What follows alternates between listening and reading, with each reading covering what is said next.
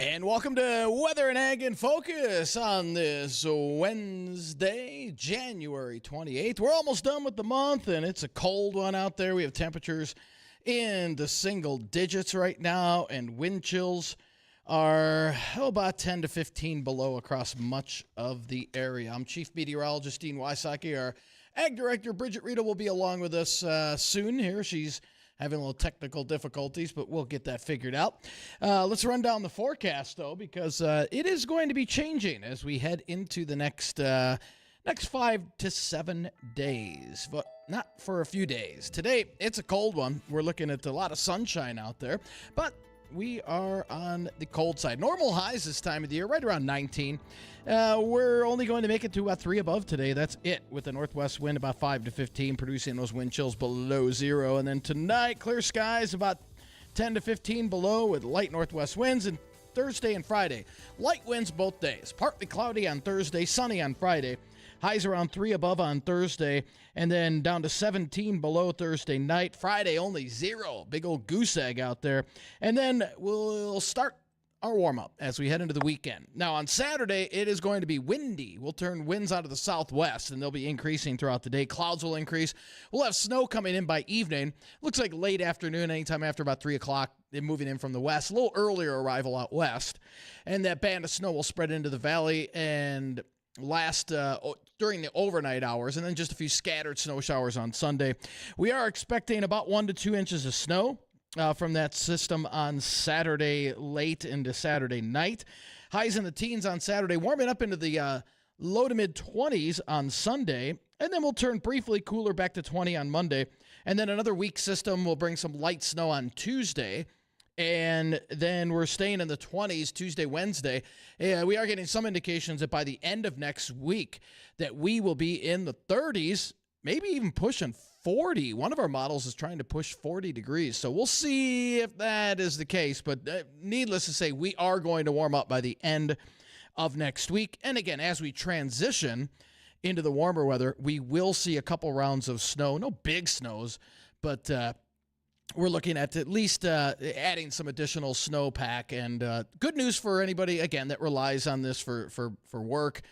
And we haven't had much snow. Again, we're about 12 inches below normal. We're barely ahead of last year's pace. But again, February, according to the LRC, does look like it is going to be a stormier than normal month. We'll see how that pans out. The models are all over the place because typically when there's big changes in the atmosphere, and there will be between this week and next week, the models don't handle it very well. And so that's when, that sends off alarm bells that, all right, there's changes coming. And we know that because of the LRC, but the models are just starting to pick up on this as well. I'll give you a good example. And Bridgette just joined us. So Bridgette, one of the reasons we don't rely on our long-range computer models very much in terms of accuracy, I'll give you a good example. Yesterday, and this is almost laughable, yesterday it had about 3 to 6 inches of snow into areas of north central South Dakota over the next week to 10 days. Today, 46 inches. So you go, yeah, that's a 40-inch swing in terms of snowfall. So when you see that, you just have to chuckle and not even look at it. But it's fun. It's fun to laugh at when you get that big a swing in some of our computer models that we use to forecast. I will tell you, it is very impressive. I am here in Minot. I am at the KMOT Ag Expo. And generally speaking, when we come up here to Minot for this farm show, it is usually ridiculously cold. So right now, not bad. Almost feels a little bit moderate, and much appreciated that it does.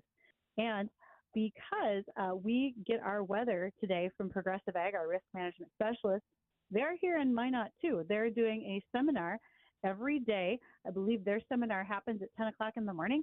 You can catch them. There was one this morning. There'll be another one tomorrow, and then also on Friday. So if you're coming to Minot, you want to talk to some of our sponsors who do a fantastic job of grain marketing, that would be Progressive Ag. I spoke with them at their booth this morning.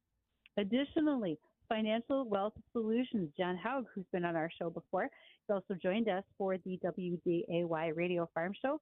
John, at 1 o'clock each day, so now, is doing a seminar on wealth management for farmers.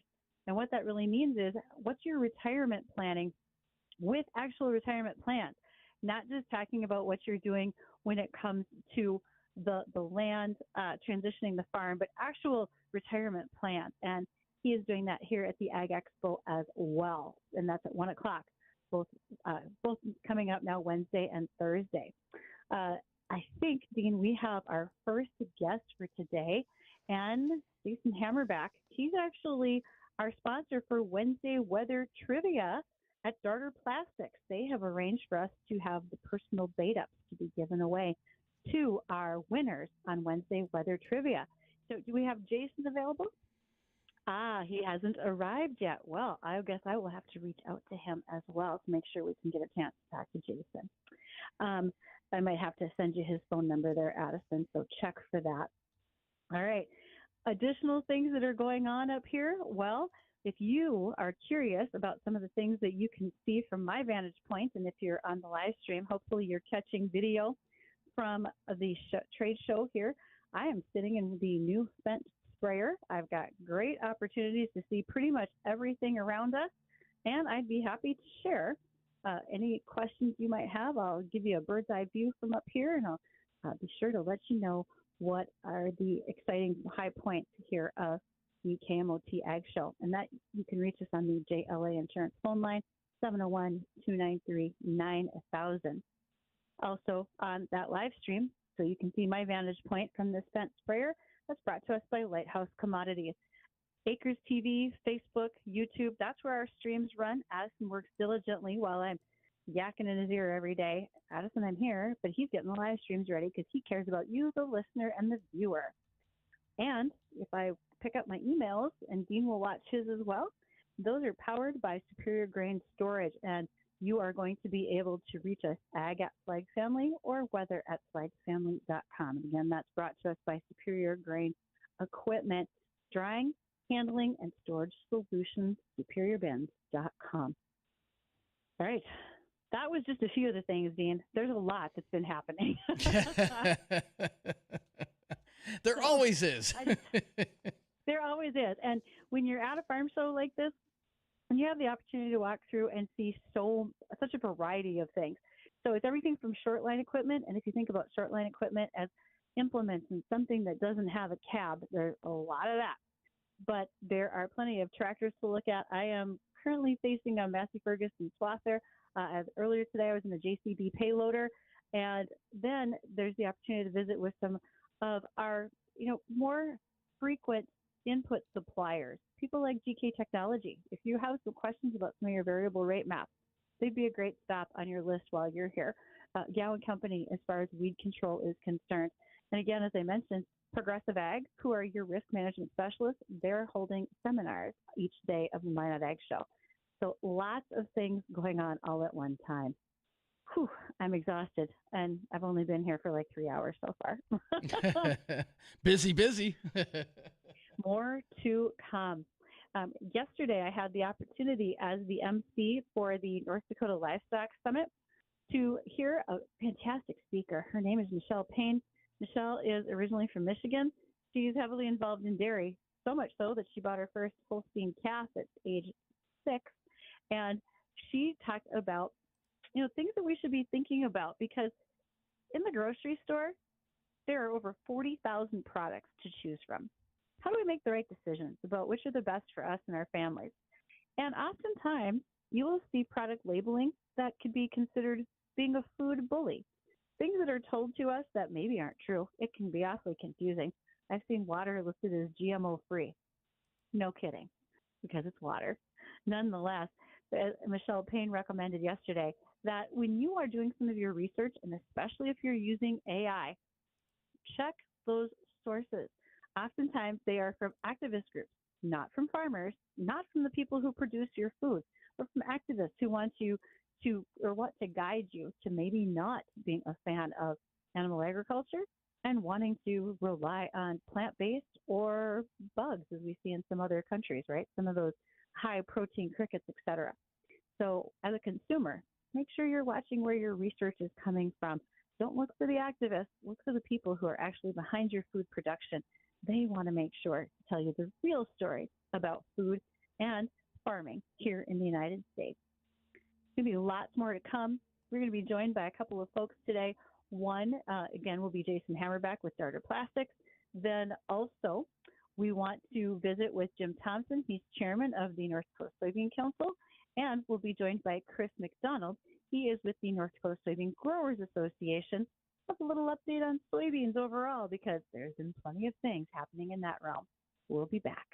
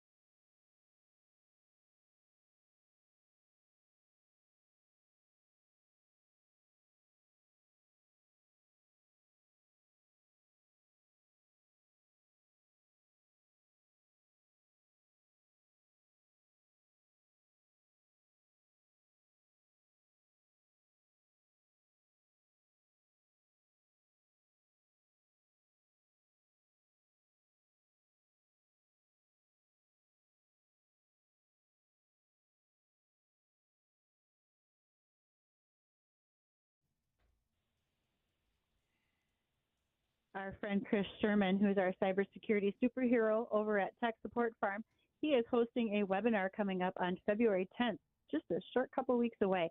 And if you have questions about cybersecurity, he's got answers for you. He's going to talk about password protection, increasing your VPN, and so much more. So if you have an interest in being able to hear more, and it's a free webinar, you can sign up at techsupport.farm.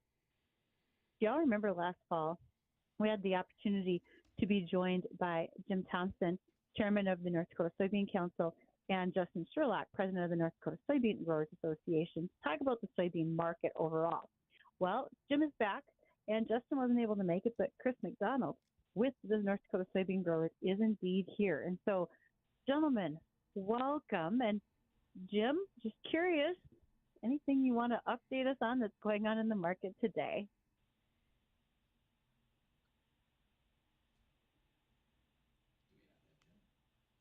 really not much to talk about. Of course, I'm kidding a little bit there, but Nice. Harvest was good.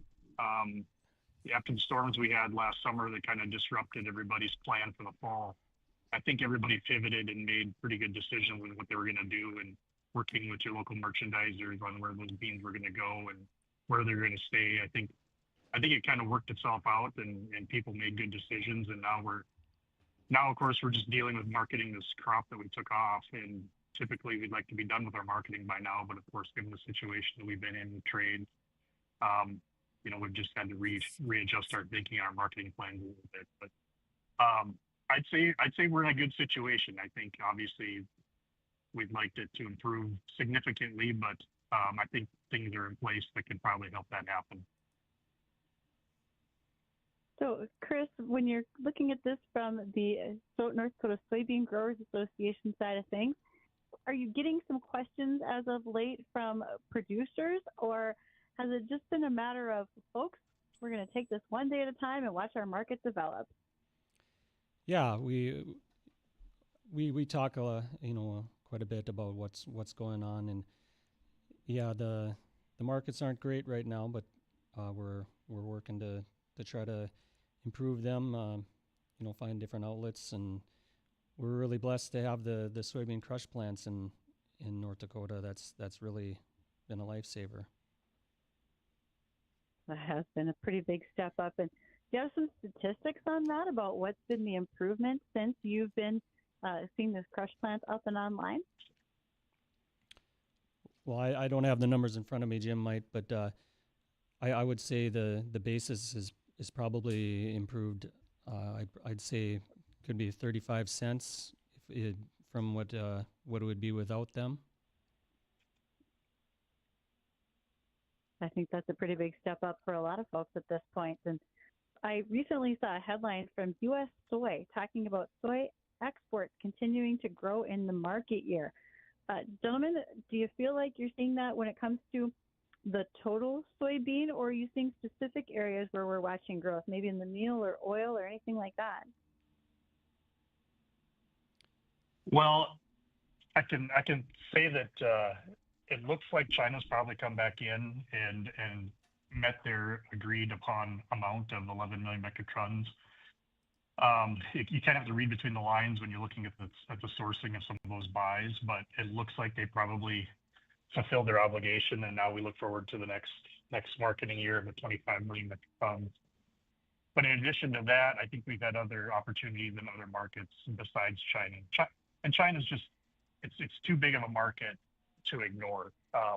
Justin actually had a really good anecdote for how much soybean use there is in China. And when it comes to crushing capacity, we're all familiar with the 110 car shuttle trains that we know here in North Dakota that goes out to the Pacific Northwest. Well, China is crushing a 110 shuttle train every 45 to 50 minutes. That's what their crush capacity is capable of. So you can never replace China.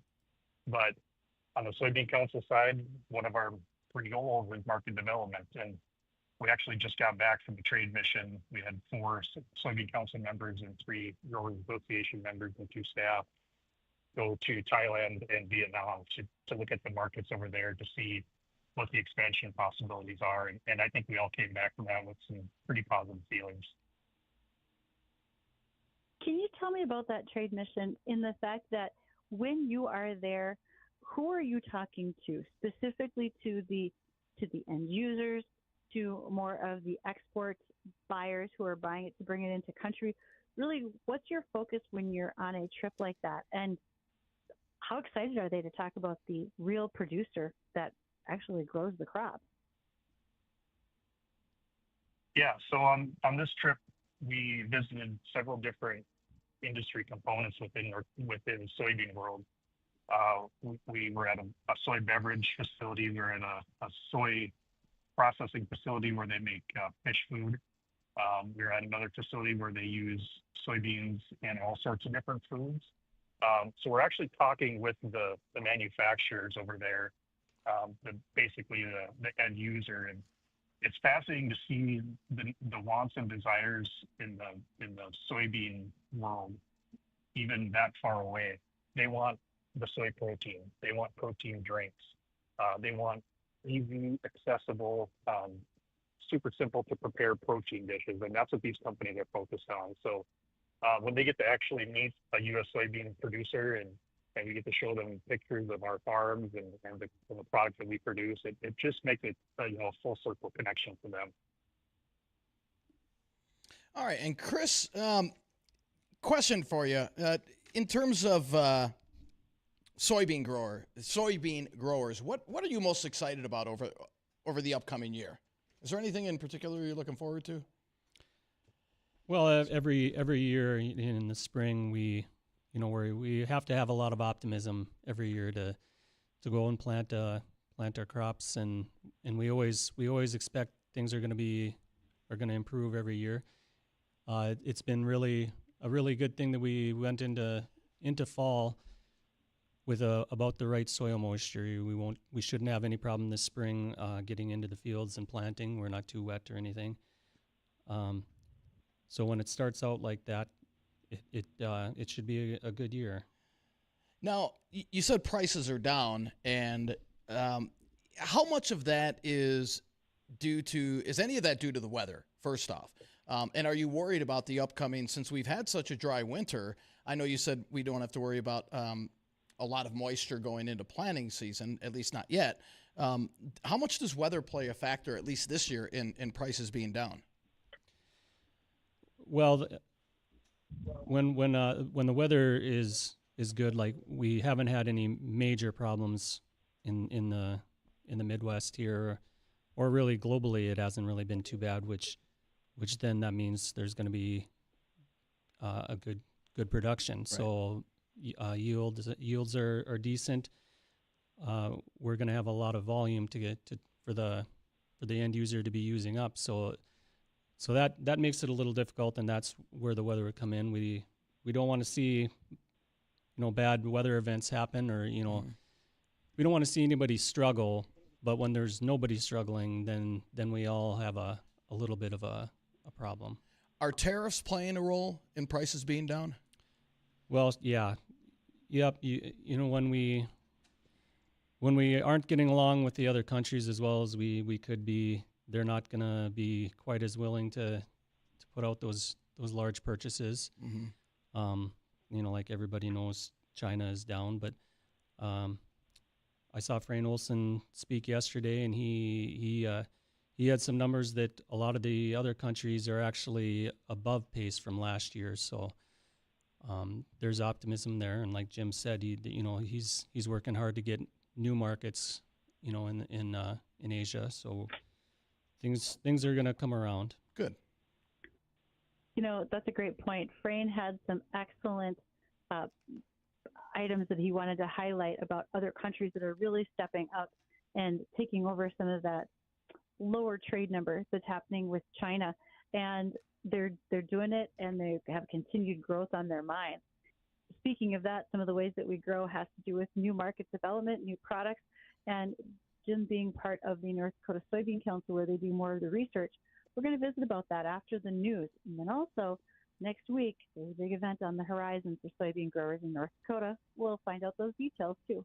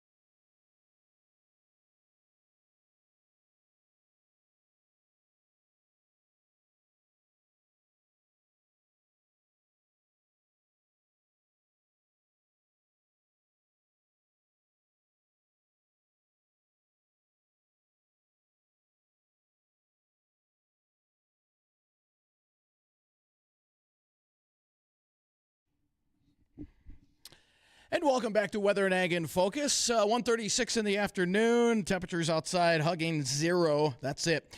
And boy, with this cold weather, wouldn't it be nice to get a nice free vacation out to Vegas for Valentine's Day, where you can see the Wizard of Oz, stay at the Sphere, and have $500 worth of spending cash? That'd be nice. Well, we are going to announce our qualifier right now, and you will have 11 minutes to call in to qualify. And oh, Leah, I hope this is a Polish name, so I'm going to try and get this right. Leah Tywinski. Leah of Moorhead. Leah Tywinski of Moorhead. Leah, if I mispronounced your name, I'm sorry. People are always mispronouncing mine, so but it's Leah Tywinski of Moorhead. Leah, you have 11 minutes to call. 701-293-9000.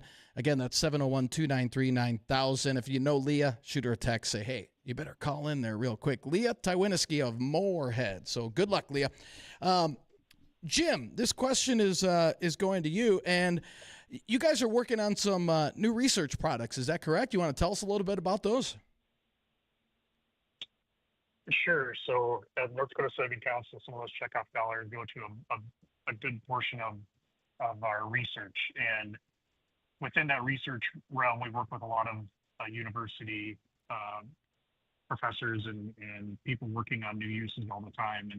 And just a few of those kind of groundbreaking ones we've had in the last few years is this product called soy foam. And we've been doling out samples of this to volunteer fire departments and any fire department in North Dakota that wishes to try it. And what it is, it's a PFAS-free firefighting tool to use in place of the traditional foam. It's no forever chemicals. It's very safe to work with, and best of all, it's very, very effective. So this is probably the most exciting product we've had come out lately that we've had a lot of people get their hands on and actually try. And we've got fire departments who are out promoting it for us and doing demonstrations. So that's probably our biggest one. Also, anything in the soy plastics, anything from your shields in some of your combines and tractors to maybe even the soles of some of your shoes in the Spectrum brand, and tires from Goodyear, and also bar and chain oil for DeWalt. They're utilizing soybean oil and soybean products in a lot of ways. Everyday consumer product.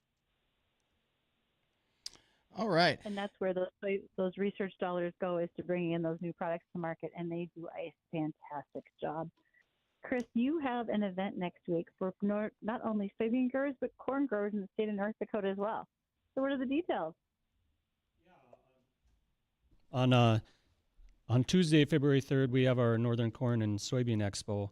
We're going to be doing it's a little bit of a different agenda this year. We're gonna start out with some early riser sessions at 8:15, and then after lunch, we're going to have some heavy hitters from the national industry panel. On a national industry panel, we're going to have Steve Sensky, who's the CEO of American Soybean Association, and Lucas Lensch, who's the head of the United Soybean Board. And they're going to be talking about what's going on in the industry right now. And then we're going to have an industry and partners reception, which is new for us. So you'll be able to do some more networking in a more casual way once the expo is over. So it's going to be a pretty good time. It's at the Red River Valley Fairgrounds at the Readel building in the Butler Arena. All right, and Chris, we were talking off air about that farmers are times are a little tight right now. You guys are a membership-based organization. Has that had much of an effect on you? And explain how important it is for farmers to join your organization. Yeah, we're a membership-driven organization, so you don't just become a member by selling soybeans. You have to actually join. And when you become a member of the Soybean Growers Association, you also become a member of the American Soybean Association, which is our national side. We handle the advocacy and policy side.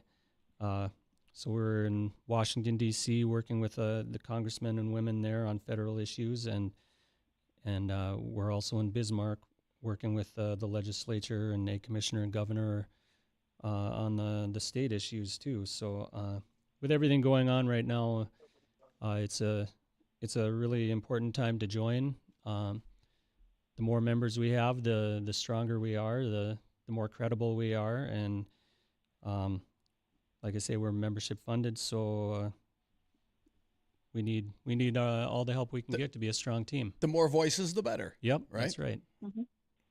And it's not just growers, but also you have the opportunity for some industry folks to be members as well and to help lend their support, not only for what you're doing within the state, but also maybe more of a federal level. And did I get that all right, Jim, or did I forget something there when it comes to some of those businesses that are members as well?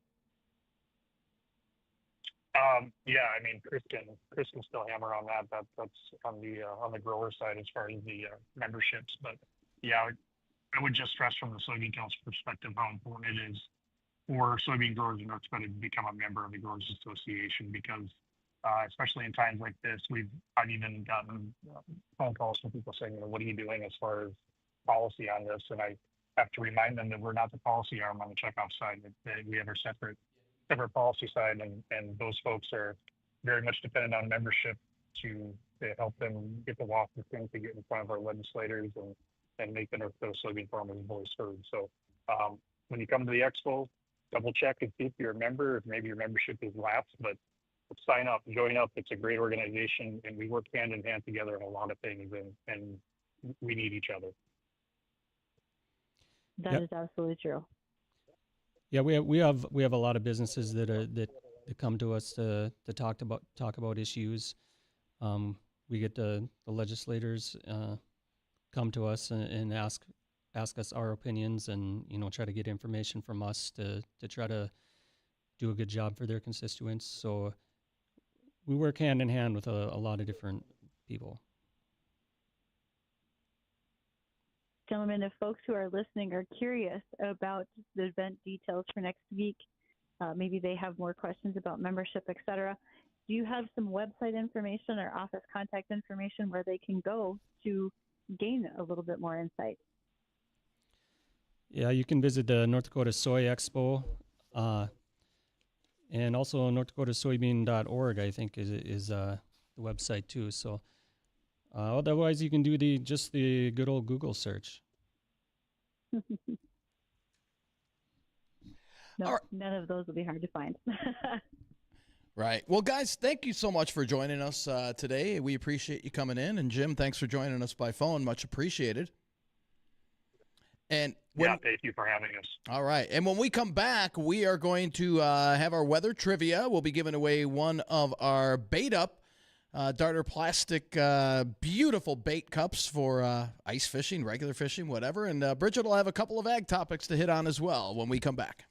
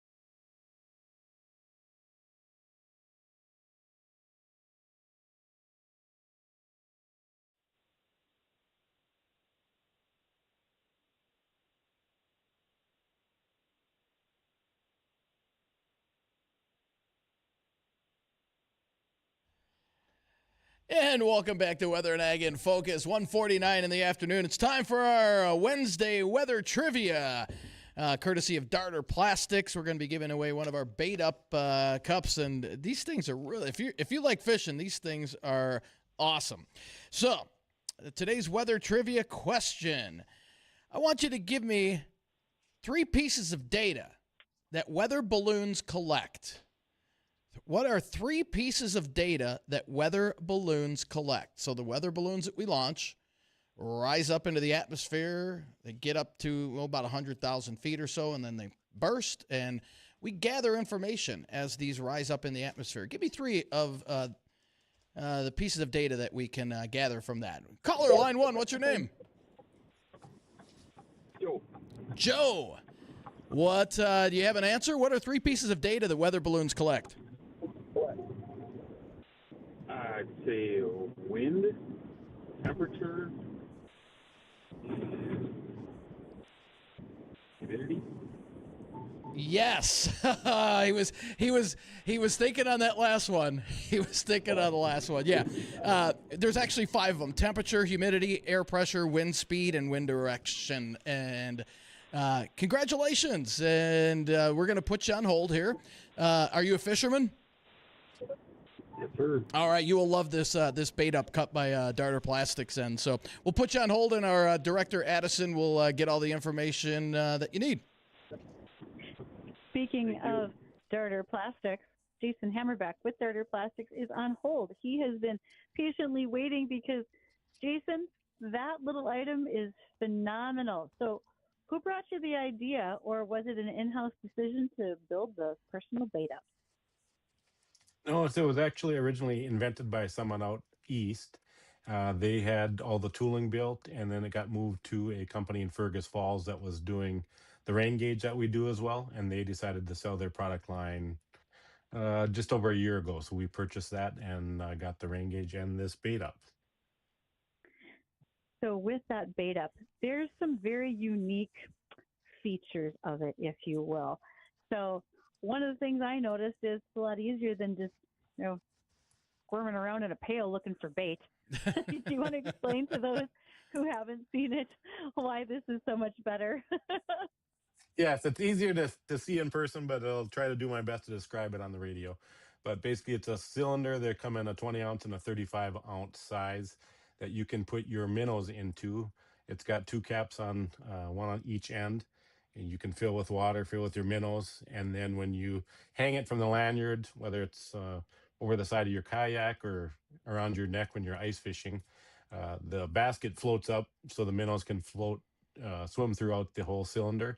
And then when you want to get minnows out, you unscrew the cap on the opposite end, and the basket basically floats up, and the minnows come on it. I actually got one here. I know it's bad radio, but this one you can actually see. Then the basket will come up. Oh, cool. Oh. And then you can grab the minnows without getting your hand wet, put the cap back on, flip it back over, and the minnows can swim away again or swim around in the tube. So really good for hole hopping on ice fishing. So you can have a common bait bucket, and each person can take one of these and go wander around and drill holes until they find them. I'm not much of a minnow rancher myself, but I understand also how important it is to have a changeover of that maybe stale, low oxygenated water. Most of the time in a bait bucket, you have to try to dump that water out, borrow the spaghetti strainer from the kitchen, and not lose any minnows in the process. I think the bait up makes this a little bit smoother, doesn't it? Yes, it definitely does. On the opposite end where the basket doesn't float out, there's a ring that holds it in place. So you can unscrew that cap, dump the water right out, and then just submerge it again and refill it. So it's super easy. Well, again, if you're minnow ranching, what a great way to keep them from losing out on a little breathing space. Because, in a regular minnow bucket, you can get an ice formation on the top. And when that happens, they're basically down there going, so with the bait up, if you're flipping it, you're probably not going to get that ice buildup that you would. No, and a lot of guys, you can wear them right inside your jacket, so you have your body heat to keep the water from freezing. So there's a lot of different things. They're a cool little gadget. Keep your minnows close to your heart, fisherman. Yep. Yes. Very important. Now, if we are a business who maybe wants to have them personalized, is that a project you could take on for us there at Darter Plastics? Yes, we could. We have a printing division. We'd have to see where we wanted to sneak your logo on, but we do that with all of the rain gauges. Many seed companies buy them from us for promotional items, banks, different things like that. So we could do that as well with the bait up and find a spot to put your logo on there. Well, Dean, I know that a rain gauge is probably pretty close to your heart, but would you feel comfortable if you got a bait up, or would you still want to go for the rain gauge? No, Either one's coming from Darter Plastics. no, I would love the bait up because, well, and here's another thing, and I was gonna ask Jason. You said they come in what, 20 ounce and how much? 32? Yeah, so it's a 20-ounce version, and then there's a 35 ounce.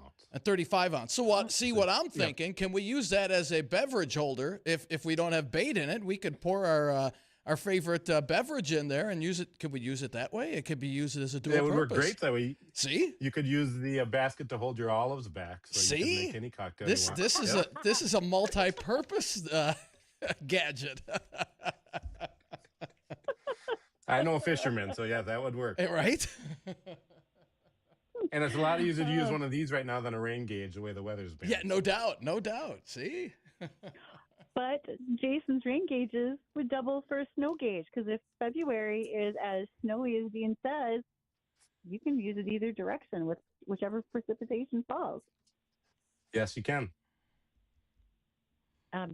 We've had this question before. Sometimes those center tubes get broken, freeze out, etc. Can those be a replaceable item if they contact you, Jason? Yes, you can reach out to us at darterproducts.com, and right on there you can order replacements right off the website. Sounds like an excellent idea. So right along with our weather trivia, rain gauges, bait ups, Dean, what's the weather look like for tomorrow? I got to get home. Yeah, well, you'll get home tomorrow. Next couple of days look pretty good. We're looking at quiet weather, and cold but quiet, and light winds as well. We're looking at temperatures today, tomorrow, and Friday. Only between about 0 and 5 above for highs. So this is the Arctic air that's locked in place. But by the weekend, we're going to start to see a pattern change. We'll see winds pick up on Saturday out of the southwest. It's going to be a little windy in the afternoon. Clouds will increase. We've got a clipper system that will be moving in from the northwest, and that will spread snow across the state. I think it's going to be most prevalent in the valley and just east of the valley as well, although the western part of the state will be getting a little bit of light snow as well. But that will start, looks like late Saturday, probably after about 3 o'clock, lasting through Saturday night. Looks like about 1 to 2 inches. Some spots could get just a touch more than that, but in general, 1 to 2 inches. So not a big system, but enough to grease up the roadways Saturday night into Sunday morning. And warmer weather, teens on Saturday, 20s on Sunday. And then to start off the month of April next week, or April, boy, I'm jumping way ahead. How about February? Oh. Yeah, to start off February, we're going to be in the 20s next week to start it off, and we'll have another weak clipper system coming in here on Tuesday, and we're getting pretty strong indications that by the end of next week, we'll have 30s and 40s across the state. It probably won't last very long, but hey, we'll take what we can get. If it's a day or two in the 30s and 40s, that's a nice little break. And then again, the LRC does have us getting into a stormier pattern for the month of February. It looks like towards the end of the first week, so not this weekend, but towards the following weekend, that's when we start to get a little more active. So we'll be keeping a close eye on that. So for Bridgette and myself, we want to thank everybody for joining us on Weather and Ag in Focus. Don't go anywhere. The Jay Thomas Show, it's coming up next.